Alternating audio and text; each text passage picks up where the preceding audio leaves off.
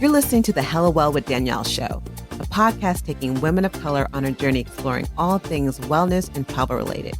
We're all about showing you how to put on your oxygen mask first and creating lasting self-care habits that will free you to travel the world and live the life you truly desire, and not one you have to fake loving. I'm your host, Danielle Washington. Now let's buckle up and start this journey.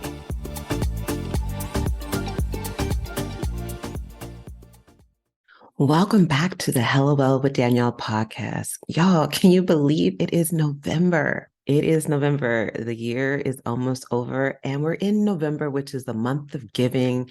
And it's all about helping other people. And almost basically, it's called the month of giving to everyone but yourself. But that's why I wanted to have this conversation. On top of, I had a very interesting conversation with a gentleman who really blew my mind in many different ways, which is very shocking because it doesn't happen often. But he made me think about something. He asked me a question: what does the healer do when the healer needs healing? And I'm like, that's a great question. And that's today's topic. I'm talking about all the things that nourish me as a healer. Like, if you're not familiar with what I do, I am a Kundalini yoga teacher. And Kundalini yoga isn't your typical yoga. It definitely takes a lot of energy. It's about moving energy. So you're using your own energy to move energy. It's as much of a spiritual and mental practice as it is a physical practice. And it's the thought process that we have this dormant energy all within all of us. It's about moving and awakening it. And that's why it's called the yoga of awareness. On top of that, I do weekly Reiki sessions. Reiki is a Japanese form of stress reduction and relaxation, which again, it's moving energy. It's helping people get clarity on blocks. And so I'm doing a lot of energy healing. I'm using my intuitive gifts, and that takes energy. That takes energy that sometimes can feel exhausting. And so, yeah, I 100% have things that I do to nourish my soul. So it's like, I know y'all don't always have time. And I get that, because as a person of color, a woman who knows that we're always kind of grinding, moving, yes, we all need a pause. And I want this podcast to be a pause for you. But sometimes you don't always have the time. So I want to give you the things that are helping me. I'm giving you 10 things that are helping me right now kind of nourish my soul in ways that make me feel happy, joy, rested, and just refuel me so I can give back to others. The first thing on the list is energy cleansing. And it sounds duh, of course. If I'm moving all this energy, I'm working with other people's energy, I want to make sure that I'm cleansing my energy on a daily basis. And so I do Reiki on myself every day. It helps me just kind of clear out some things. I will also do different types of energy healing. Like, I may look for someone else doing a guided meditation on clearing the chakra. So yeah, can I do it myself? But sometimes I like to have other people. I will hire friends who are Reiki masters as well. And I'm like, hey, can we do a Reiki swap? And so I love receiving Reiki from other people. And when I can't do it, I will cleanse myself. And if you don't have Reiki in your life, I'm here. But even if you don't want to have Reiki in your life yet, I use sage. I will sage the blank out of my house to where it looks a little smoky, but I sage the house. I will use certain incenses. So I'll use different things. So it's not just using my gifts in learning and knowing about Reiki, but I also just use the basic things that you can get at your local botanical, you can get on Amazon, you can get at your normal crystal shop. You can get sage many places. I know there's this thing about getting like the proper environmentally something sage. I don't know exactly about that, but if you Google it, I'm sure there's more information about how to get the right sage that you should probably be getting. That being said, that's kind of core. That's core to my heart. Every day, I make sure to cleanse my energy, not just to also make sure that I'm doing okay, but it also helps me protect me from other negative people and other things around me. I feel like it's like my daily armor. I feel like if I'm going to be a superhero, which sometimes I like to think of myself as, you're a superhero. That'd be kind of cool. I wonder what my costume would look like. I digress.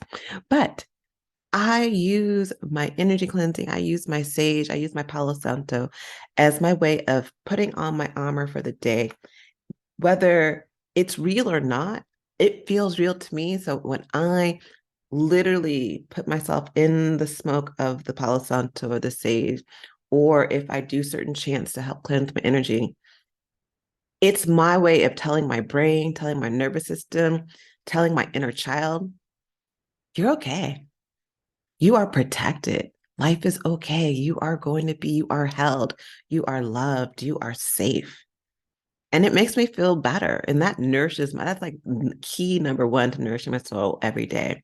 I think the next thing that would really helps me nourish my soul is yoga and meditation.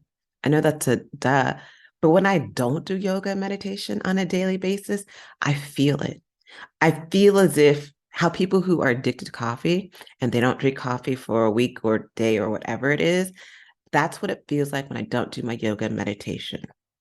When I don't do my yoga and meditation, I feel grumpy. I feel kind of off, like my body hurts a little bit.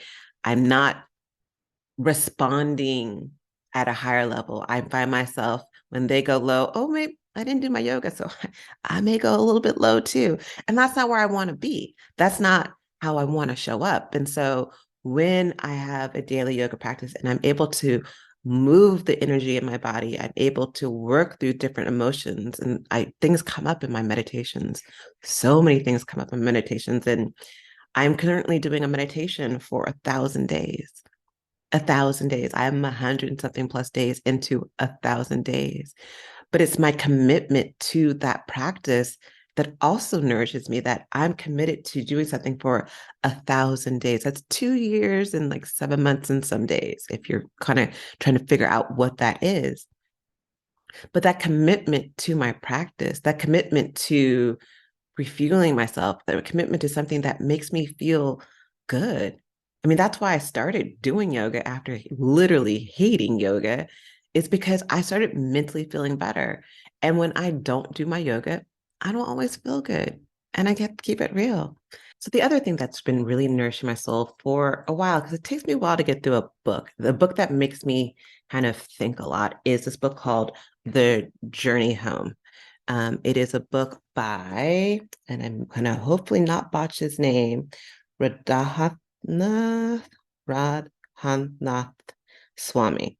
I will definitely put that in the show notes because I'm pretty positive I'm botching this name. But it's the autobiography of an American Swami.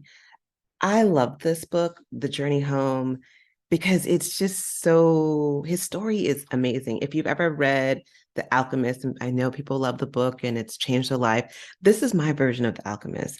This guy, I won't give away the full story, but he literally goes on a quest to find his spiritual home. And it's just beautiful to hear how he literally walks and hitchhikes through Greece, through Europe, all the way to India and all the things he goes through. And it's just helping me find my journey home and home to myself, home to my true identity. And I've been, the more I read the book and the more I'm on my own healing journey, I'm realizing the similarities and I'm realizing this has been a guide. It has been a helpful friend. And so it's a book that has really nourished my soul and has helped me move further on my healing journey, or also gives me, when I'm having moments of like, am I really on this? This is hard. Why am I going through this sometimes? Because sometimes, I don't know if you feel this way. Sometimes I feel like healing feels like a second job, and that's going to be a podcast episode soon. But sometimes it feels like a lot. Like I'm all about this healing process, but some days I'm like, yo, I'm not, I think I'm not ready for it today. It's a lot.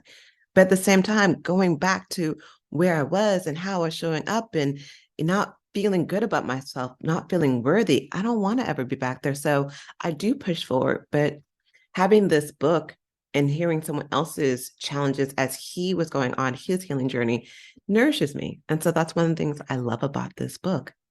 Another thing that I've been recently doing, which is not something I necessarily recommend, but it's been working for me. I have been really lazy about cooking. No front. I love cooking. I love food. I am a major foodie. I will travel on a plane. to get food. I have been known to go to Los Angeles just to get certain food. So I had love food and I love cooking, but I just haven't had the energy to cook. But I also know when I don't eat my green vegetables, I feel it in my body. I feel differently in how it's my body just feels different. And I know that I need that. My hair shows up differently. And so for me, I decided to do some gummies. And it's interesting. Part of the reason I started doing these gummies was because I realized I was on this sugar kick.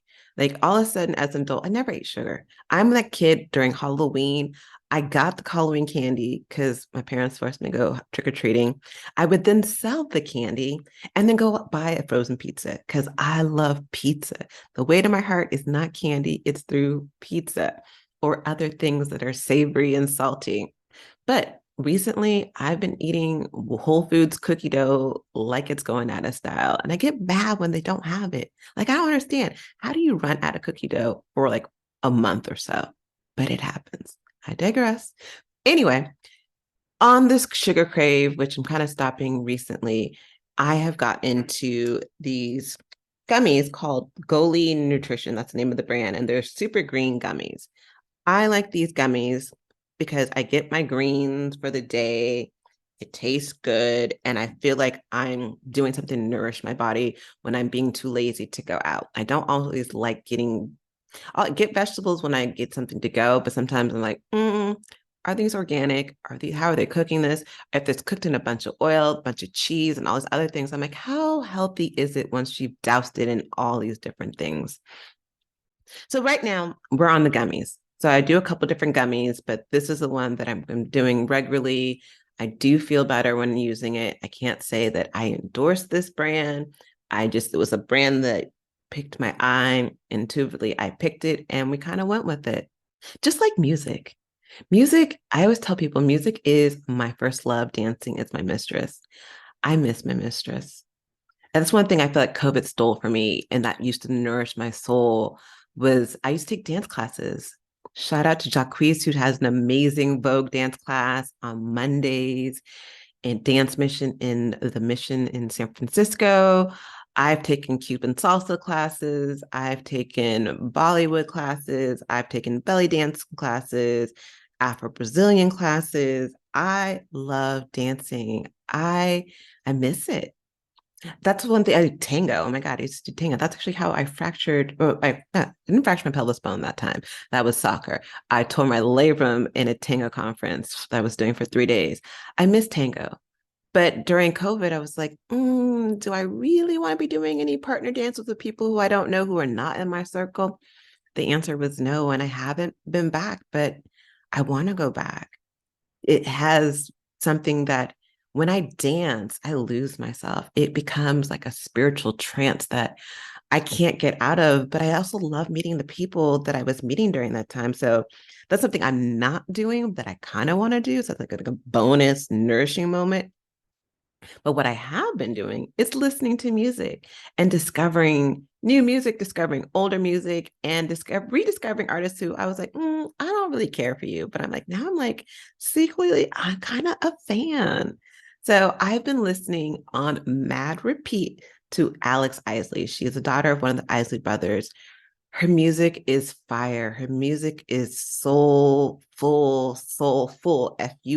It is nourishing. It makes you just fall in love. It makes you just want to just be happy, be peaceful, be grounded. I love her music. I can't say enough about her. The other person I've been listening to is this Brazilian artist named Anita. There's a song that's like kind of a remix of the girl from Empanada. I'm probably saying this wrong. I never say that I'm perfect. I am perfectly imperfect. But y'all know what song I'm talking about. And if not, I will put it in the show notes.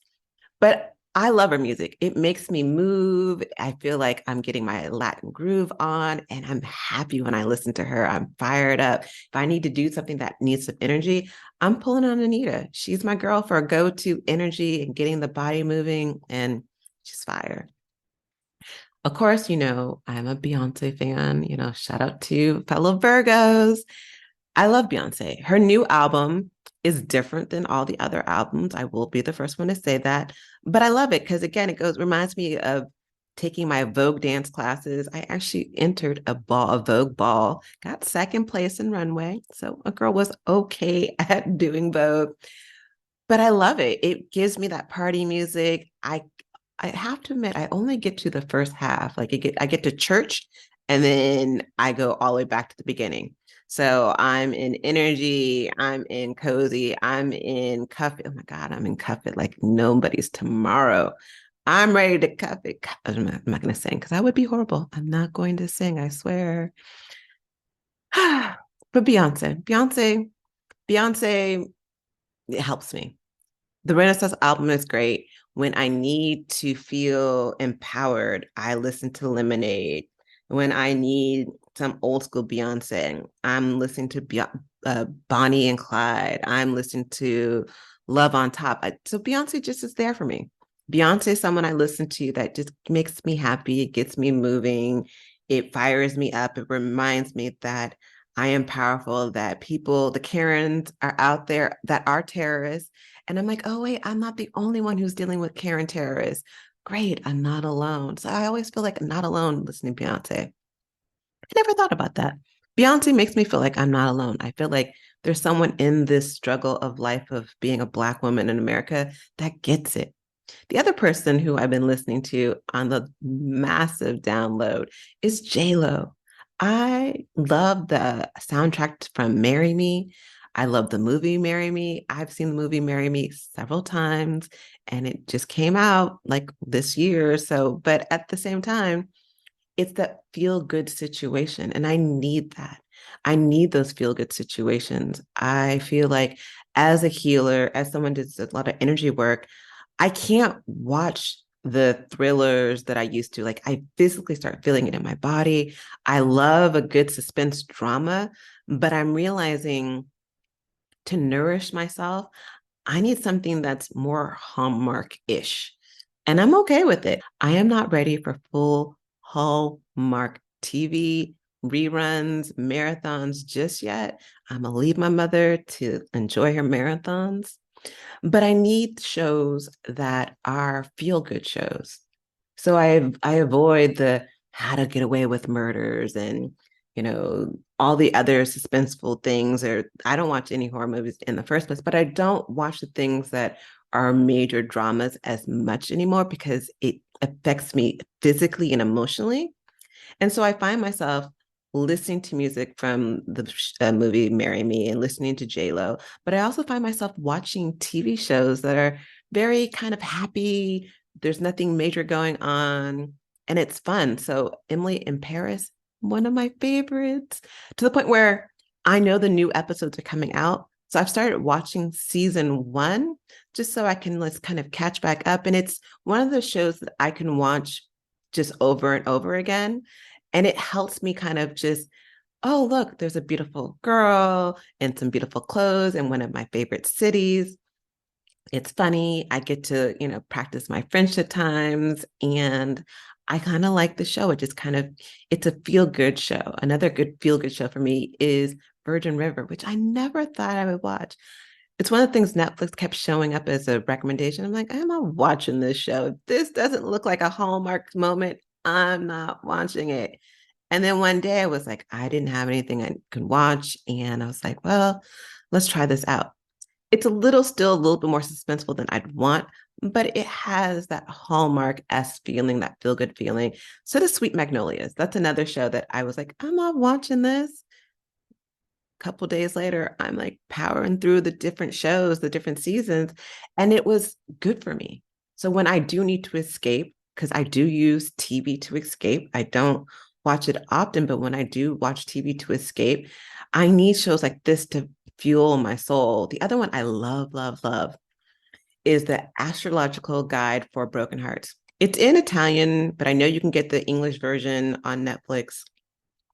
I love it because I can listen to Italian and it reminds me of my life in Italy, which kind of brings that connection. For me, it nourishes a beautiful memory of the 2 years I lived in Italy. It reminds me of the food. It reminds me of the experiences. It reminds me of the language. It reminds me of my friends. But I also love the show, even if I didn't have the connection to Italy or the connection to the language, because it's just a fun show. It talks about astrology. It talks about, love, and it's funny and it's cute. And it's a great show. I can't help it. I love the show. So that's kind of where TV is nourishing me. The other thing that's nourishing me that was a surprise was when I went to Bali. I went to this resort called Soul Shine Resort in Ubud. It's owned by Michael Franti, who is a musician from the Bay Area. It's a Black-owned resort, beautiful spot. I've talked about it before. But one of the things that they talk about is this is a barefoot luxury spot. And I'm like, barefoot luxury? I'm like, I don't like to walk around barefoot. But I found that I enjoyed walking around barefoot. I love being outdoors walking barefoot. I don't feel so comfortable walking in the streets of San Francisco, especially now barefoot. That's not what we're doing. But being able to find a place in nature, a place where I feel comfortable walking barefoot, walking in the grass, walking in a park, that nourishes me. I didn't realize how much I love that until I was at that resort and had that experience where I was like, okay, I can take off the shoes. I can even walk barefoot in the rain because like your feet are going to get wet anyway. So it was like, I don't have to mess up my shoes and I'm connecting with nature. That's something that's important to me. For me, connecting in nature, which even goes to my next point, which is walking in nature in general. I have been in my apartment and I felt stuck. Like the last weekend, like I wanted to go out, but I was like, I don't feel like going outside. And I had to actually force myself to go outside. I was tired from different things, but I was also very focused on a couple different things. I'm working on a lot of new projects that I'm super excited to be sharing with you guys, probably in 2023. But I'm excited about those things. And I've been really head down and focused. But at the same time, I'm like, you got to get outside. And so I've been forcing myself to go for walks.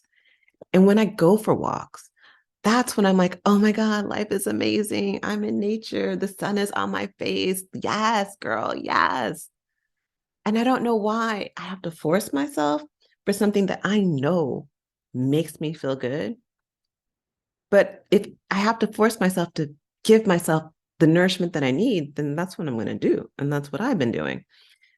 The other last two things that I wanted to make this podcast fairly quick this week was my monthly sessions with Noella, who is, I've talked to you about before. She is my astrologer.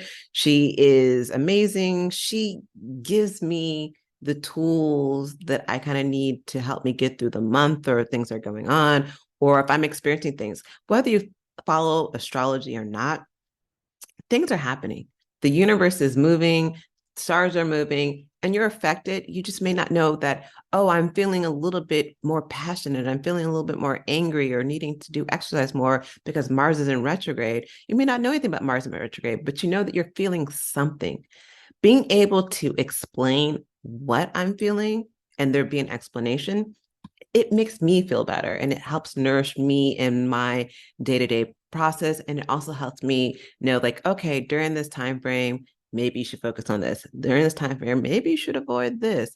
And so for me, having that knowledge makes me feel better and makes me feel nourished. The last thing I wanted to talk about were people who I'm following online. And shout out to two people who I feel are my crew, whether they know me. One of them does know me, but the other one doesn't. I'm just like a major groupie fan and just love all that he does. The first person is Jonathan L. Dent. That's his name on Instagram. I'm not on anything else really for many different reasons, but I love Instagram. But Jonathan L. Dent, he's also on Twitter. I'm a lie. I do go to Twitter because Twitter is fire too. I just don't post on Twitter as much.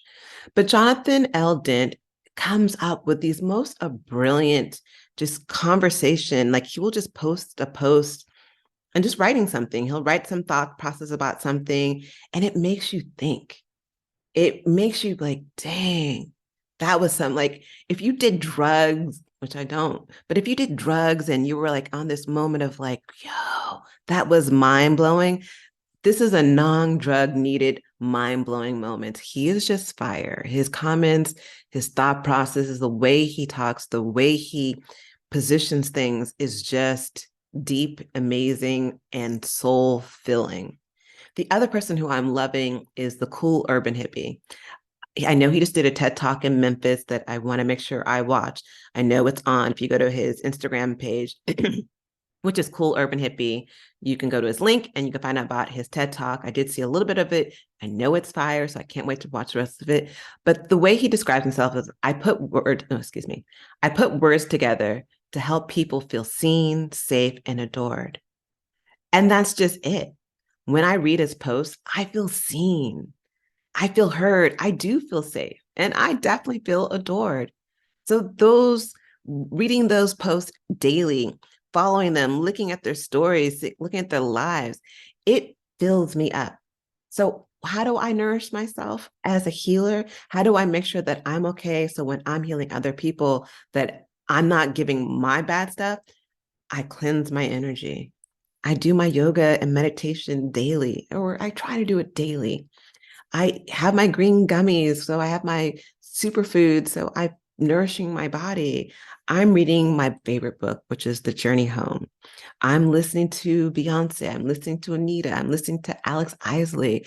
I'm listening to J-Lo. I'm watching my TV shows. I'm watching the Astrological Guide for Broken Hearts. I'm watching Emily in Paris. I'm watching Sweet Magnolias. Yes, I'm admitting to it. I'm watching Sweet Magnolias and loving it. I'm walking barefoot when I can. I'm walking in nature and I'm forcing myself to walk in nature because I know that's what's going to nourish me. I'm making sure I'm having my monthly meetings with my astrologer, and I'm following people on social media that fill me up. And I'm avoiding, bonus point, I'm unfriending things that don't feel good anymore. I'm continuing to unfriend people from my life who I feel we're not in alignment anymore. It doesn't mean something's wrong, someone did something wrong, or someone wronged me, or I'm waiting for an apology, or anything like that. It just means that our paths are now going a different direction, and that's okay. And when I start feeling that a path is going a different direction, that means it's time for me to let go of the connection so I can have the capacity to bring beautiful, abundant, loving people that are more in alignment into my life. So that's what I'm doing to nourish myself. I hope this was helpful, and I'll talk to y'all next week. Ciao.